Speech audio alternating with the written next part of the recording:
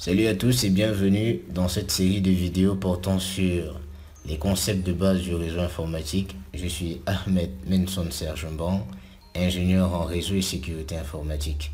Alors, si vous êtes des passionnés du réseau informatique ou encore des débutants dans le réseau informatique, mais également des professionnels du réseau informatique, cette formation est faite pour vous. Elle vous permettra d'acquérir des connaissances sur les concepts clés du réseau informatique, mais également de connaître des astuces et techniques de dépannage de problèmes fréquents du réseau et bien d'autres choses que nous pourrons découvrir ensemble dans cette série de vidéos. Maintenant, il faut savoir que cette série de vidéos aura pour but de préparer les candidats en vue de l'obtention de la certification Cisco CCNA 200-300. Donc, elle sera quelque peu théorique. Mais nous aurons également de la pratique. En résumé, nous aurons des sessions théoriques dans lesquelles nous prendrons le temps d'expliquer des concepts. Mais nous aurons également des sessions pratiques qui seront essentiellement des labs. Et pour ces sessions-là, vous aurez besoin de logiciels tels que Cisco Packet Tracer, qui est le logiciel de référence pour la préparation des examens Cisco. Vous pourrez également avoir besoin du logiciel GNS3 pour pouvoir véritablement nous suivre de bout en bout dans l'exécution des labs. Alors, nous espérons que vous serez très nombreux à suivre cette série de vidéos sur la chaîne YouTube Soft Learning ou rendez-vous sur le site officiel www.softlearning.com.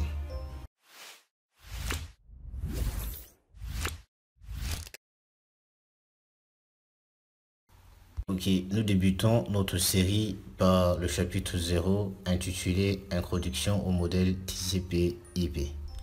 Pour ceux qui sont en train de préparer la certification CCNA 200-301, vous vous rendrez compte que c'est le tout premier chapitre du guide officiel de Cisco. Nous avons également voulu commencer avec ce chapitre parce qu'il est très important de maîtriser ces concepts-là dès la base pour pouvoir mieux manipuler les réseaux ensuite.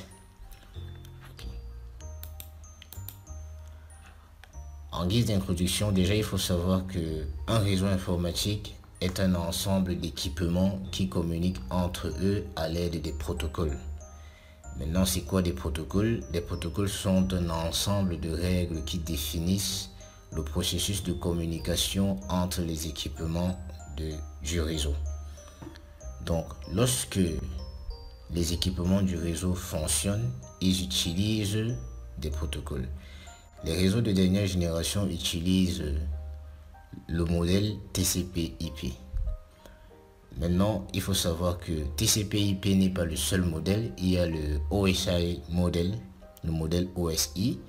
Mais TCP/IP est utilisé par les réseaux de dernière génération à cause de sa meilleure gestion de l'Internet. La suite de protocoles TCP/IP définit une large collection de protocoles permettant aux ordinateurs de communiquer. Si, par exemple, j'ai un ordinateur émetteur qui souhaite communiquer avec un ordinateur récepteur, les deux ordinateurs vont communiquer en utilisant des protocoles qui font partie de la suite de protocoles TCP/IP. TCP/IP utilise des documents appelés Requests for Comment, des RFC. Les RFC ici, ce sont des directives. Ce sont les directives qui sont données aux fabricants d'équipements sur la façon dont ils doivent mettre en application les protocoles dans ces équipements-là. TCP/IP fait recours à des standards et protocoles définis par d'autres groupes, à l'exemple du standard Ethernet défini par l'IEEE. Ici, ce qui se passe, c'est que TCP/IP ne développe pas tous les protocoles. À la place, il fait recours, c'est-à-dire il utilise des protocoles définis par d'autres organisations. S'agissant de Ethernet ici, il s'agit de la technologie de câblage, c'est-à-dire la technologie que nous utilisons pour connecter les différents équipements de notre réseau. Donc, cette technologie-là a été développée par l'IEEE. Parlons des couches du modèle TCP/IP. TCP/IP est un modèle de réseau qui divise les fonctions en catégories. Donc TCP/IP regroupe les protocoles selon les fonctions de ces protocoles-là dans des couches. Nous commençons par la couche physique, dont la fonction est la transmission des bits sur connexion physique. Si votre ordinateur a un câble qui est connecté à un switch, le lien physique établi entre les deux est défini par la couche physique. La couche Data Link, dont la fonction est la transmission des données au travers des catégories de médias. La couche Data Link ici définit la façon dont les données doivent être transmises au travers d'une catégorie de médias. Ça peut être des câbles, ça peut être du sans fil. On le verra, on aura une explication un peu plus poussée plus tard. Le network, l'application, la couche internet, dont la fonction est la livraison des données d'un expéditeur à un destinataire.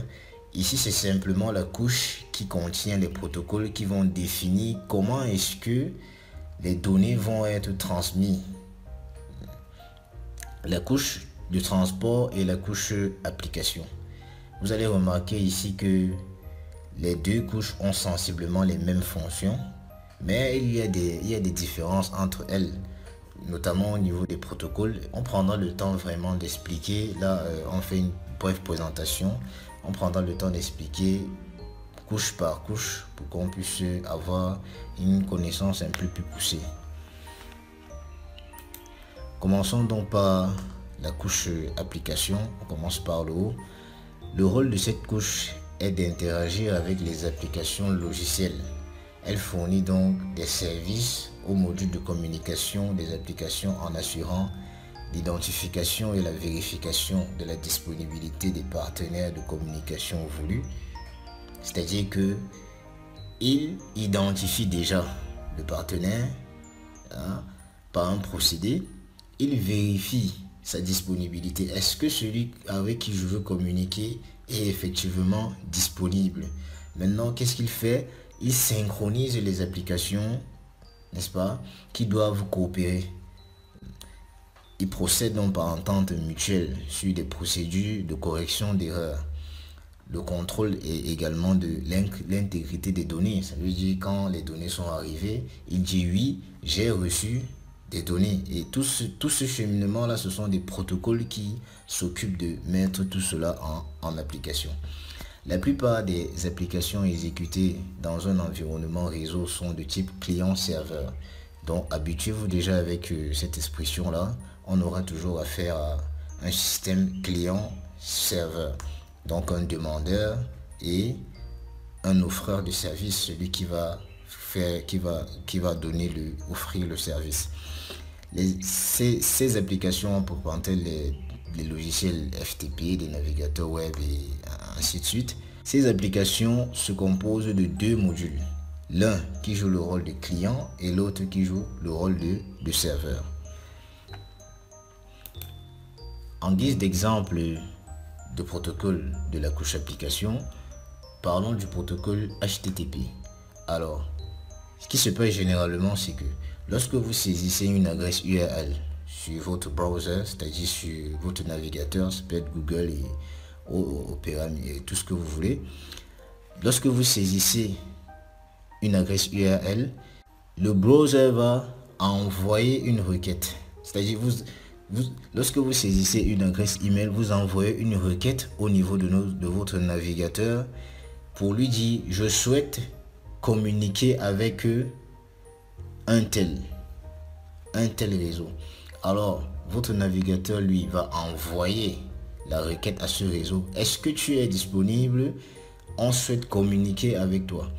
Le réseau, le serveur, autant pour moi, va lui renvoyer la réponse oui, je suis disponible, et votre navigateur va vous renvoyer justement la page d'accueil que vous allez voir devant vous. C'est vrai qu'il y a beaucoup d'autres détails qui sont à l'intérieur, notamment le service DNS et d'autres protocoles également. Vraiment de façon générale, n'est-ce pas? C'est ce procédé là ce procédé-là. On prendra le temps effectivement pour aller encore un peu plus en profondeur dans l'explication. Passons à la couche de transport. Cette couche offre des services au protocole qui fonctionnent au niveau de l'application layer. Elle établit la communication entre les équipements des PC clients et ceux serveurs. Les protocoles les plus connus de cette couche sont TCP, Transmission Control Protocol, et UDP, User Datagram Protocol. L'une des fonctions les plus importantes de cette couche est la correction des erreurs. Cette fonction garantit la livraison des données au destinataire à travers le concept de l'acknowledgement, c'est-à-dire l'accusé de réception. La correction des erreurs, il faut savoir ici que la correction des erreurs n'est offerte que par le protocole TCP. UDP n'offre pas ce service-là. Tout à l'heure, nous parlions, lorsqu'on parlait tout à l'heure en parlant du protocole HTTP, on parlait d'un PC client qui souhaite accéder à des contenus. Et maintenant, lorsqu'il envoie cette requête-là, il y a des paquets qui sont transmis. Lorsqu'il dit je veux par exemple télécharger je veux télécharger ce jeu vidéo, n'est-ce pas? Il y a des paquets qui sont envoyés. Et maintenant, TCP, qu'est-ce qu'il fait? Si il se rend compte que les données que vous souhaitez avoir sont volumineux, les câbles physiques auront de la difficulté à supporter la taille, TCP, qu'est-ce qu'il fait? Il va segmenter les données et il va les numéroter. Et il va les envoyer successivement au fur et à mesure. Et à chaque fois, il va se rassurer de l'intégrité des données. C'est-à-dire que il va attendre qu'on lui dise oui, j'ai reçu telle partie. Oui, j'ai reçu telle autre partie. UDP ne fait pas, UDP ne tient pas en compte ce concept là. Lui il envoie seulement les données. Il ne cherche pas à savoir si elles sont arrivées ou pas. Même s'il y a des pertes de données, c'est pas son problème. Maintenant, UDP aussi, ça peut être idéal dans certains cas, parce que TCP aussi, avec ce concept d'accusé de réception, parfois ça crée des lenteurs. Ça crée des lenteurs dans des téléchargements, dans l'acheminement des données. Avant de continuer cette vidéo, nous souhaitons vous présenter la plateforme de formation www.softlearnings.com. Sur cette plateforme, vous aurez l'ensemble de notre catalogue de formations pour vous accompagner dans l'acquisition de nouvelles compétences, mais aussi l'ensemble des outils et des solutions métiers développées pour vous aider au quotidien dans vos différentes missions. Vous avez aussi la possibilité de réserver vos places pour nos différents séminaires que nous organisons tout au long de l'année, en venant simplement dans l'onglet séminaire et en choisissant le séminaire auquel vous voulez participer. Nous souhaitons par exemple prendre une formation, nous allons cliquer dans l'onglet formation et nous allons choisir cette formation que nous souhaitons ajouter au panier. Vous pouvez simplement cliquer sur ajouter au panier, ou si vous souhaitez avoir la description de la formation, vous allez cliquer sur voir plus. Dans cette description, vous aurez l'ensemble du contenu de la formation, où vous avez la possibilité de voir les 2 premières vidéos de la formation, mais aussi la description de la formation et l'ensemble des outils qui sont mis à votre disposition pour la formation. Une fois que vous êtes convaincu, vous allez simplement cliquer sur ajouter au panier. Et lorsque vous ajoutez au panier, vous allez aller dans votre panier. Dans votre panier, vous allez attribuer ou bien mettre votre code promotionnel si vous avez, afin de bénéficier des réductions, et cocher cette case pour accepter les modalités de vente, et vous allez procéder au paiement. Lors du paiement, vous avez 3 possibilités. Donc, soit vous pouvez prendre un paiement pour 6 mois, pour 12 mois ou pour 24 mois. En fonction de celui que vous allez choisir, vous pouvez choisir pour 12 mois ou pour 6 mois. Ça dépendra de vous. Au niveau des paiements, vous avez un paiement par carte bancaire si vous possédez une carte bancaire. Et au cas où vous n'avez pas de carte bancaire, vous pouvez payer par mobile money. Et si vous souhaitez bénéficier de 20% de réduction sur tous les achats que vous allez faire sur la plateforme, vous allez simplement payer par des softcoins. Comment faire pour recharger votre compte de softcoin? Vous allez simplement venir dans l'onglet softcoin à ce niveau. Et lorsque vous arrivez sur cet onglet, vous pouvez sélectionner votre recharge ou entrer une recharge personnalisée à ce niveau. Nous allons simplement choisir que nous voulons recharger de 140 €. Vous allez cliquer sur recharger. Et à ce niveau, il sera question pour vous de pouvoir entrer vos informations bancaires ici pour faire votre recharge. Une fois que la recharge est faite, vous allez revenir dans votre compte pour voir où se situe le reliquat ou bien votre compte de coins. C'est dans votre compte personnel, mes coins.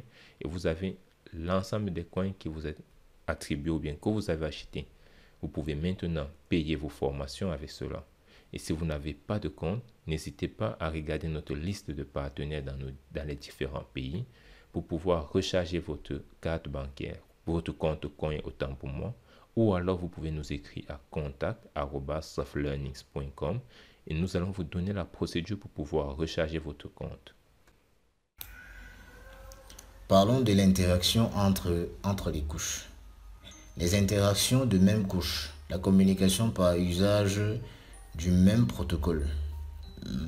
Par exemple, vous verrez la communication entre la couche application de l'ordinateur émetteur et la couche application de l'ordinateur récepteur utilise le même protocole.